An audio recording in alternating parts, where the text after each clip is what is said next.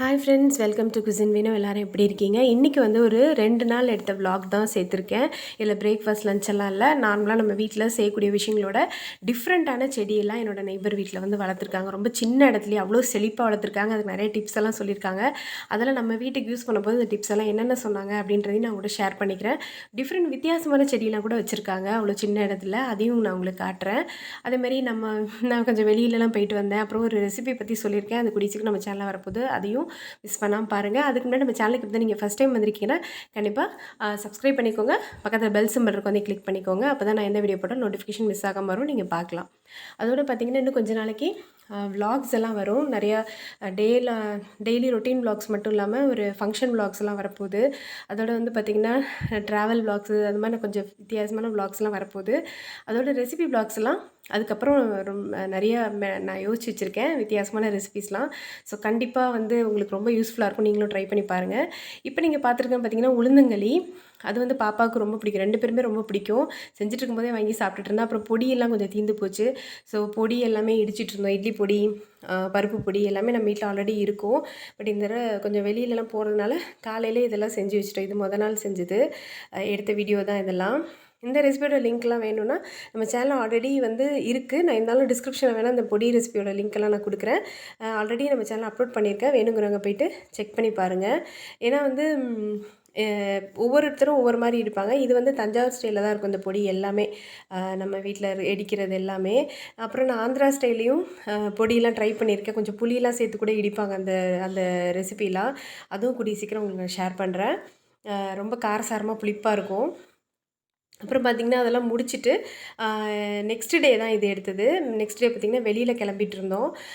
அப்போ தான் வந்து பார்த்திங்கன்னா இந்த ரோஸ் பார்த்து உங்களுக்கு காட்டணும்னு நினச்சேன். நான் உங்களுக்கு ஆல்ரெடி சொல்லியிருப்பேன். இந்த ஒரே செடியிலேயே பார்த்திங்கன்னா 2 கலரில் பூ பூத்துருக்கு. ஒன்று வந்து பார்த்திங்கன்னா நல்லா டார்க் பிங்க்கில் இருக்குது. ஒன்று வந்து பேபி பிங்க் கலரில் இருக்குது.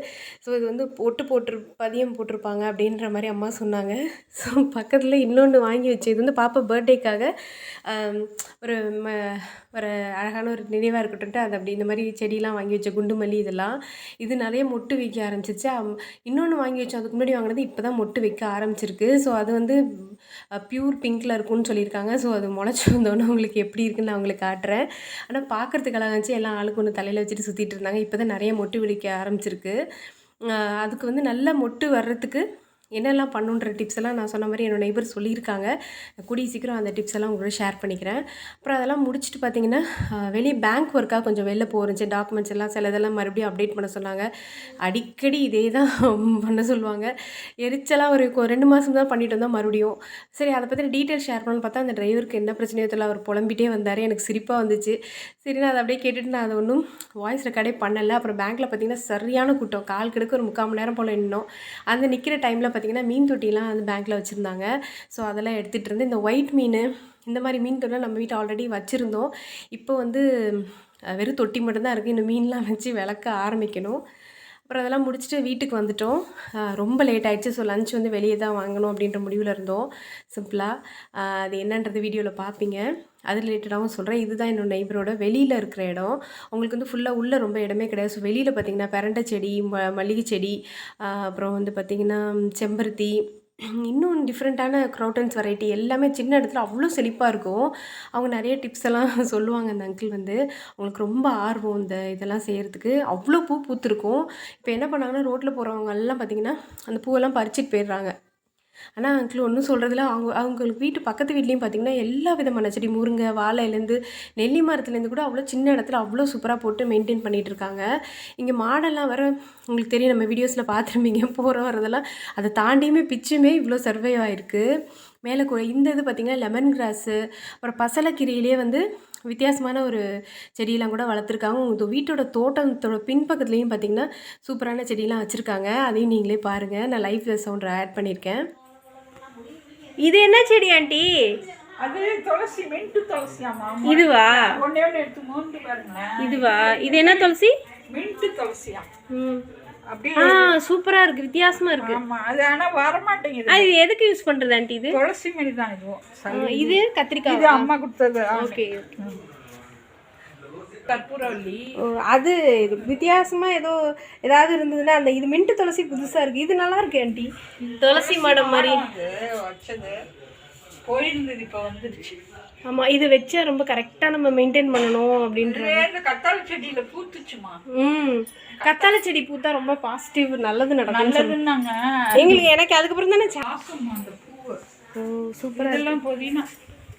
இதெல்லாம் புதினா சும்மா வச்சா இது என்ன செடி? பிளாசம்னு சொல்லி பூவுமா அது. போயிருந்தது மறுபடியும் வருது. இது மல்லிகைப்பூவா? இது இது செம்பருத்தி. இது மிளகாய் செடி. மிளகாய்? அது எறும்பா இருக்கு, ஃபுல் எறும்பு ஆண்டி.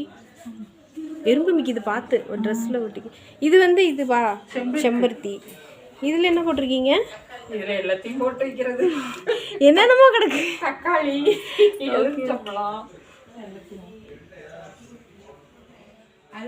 நான் சொன்ன மாதிரி லேட்டானதுனால இங்கே ஒரு ஃபேமஸான ஒரு ஷாப் இருக்குது, பரோட்டா ஷாப்பு. ரொம்ப டேஸ்ட்டாக இருக்கும். அந்த சால்னாவே பார்த்திங்கன்னா ரொம்ப டிஃப்ரெண்ட்டாக இருக்கும். டொமேட்டோ தான் பேஸ் இருக்கும், ரொம்ப மைல்டான மசாலா இருக்கும், ஆனால் காரசாரமாக சூப்பராக இருக்கும். அந்த ரெசிபியை நான் சாப்பிட்டு பார்த்து இந்த மாஸ்டர் ஷெஃப்ல வர மாதிரி கண்டுபிடிச்சி வச்சுருக்கேன்.